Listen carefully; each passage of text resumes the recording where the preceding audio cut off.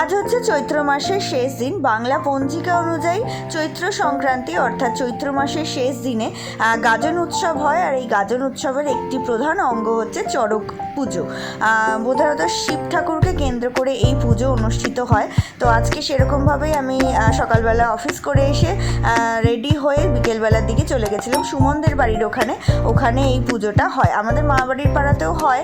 আমি ছোটোবেলায় দেখেছিলাম যে চড়ক গাছ মাঝখানে রেখে তার চারিদিকে দড়ি দিয়ে বড়শি গেঁথে মানুষ ঘুরতে, মানে সেটা যথেষ্ট ভয়ানক ছিল আমার সেই টাইমে, কারণ আমি তখন যথেষ্ট ছোট।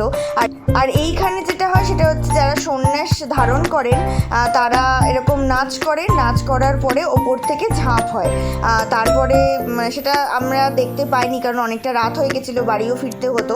তো তারপরে আমরা মোটামুটি একটু আইসক্রিম খেলাম, জিলিপি খেলাম আর এই ঠাকুর দর্শন করে তারপরে বাড়ি চলে এসেছি। তোমাদের ওখানে কীরকম হয় অবশ্যই জানো।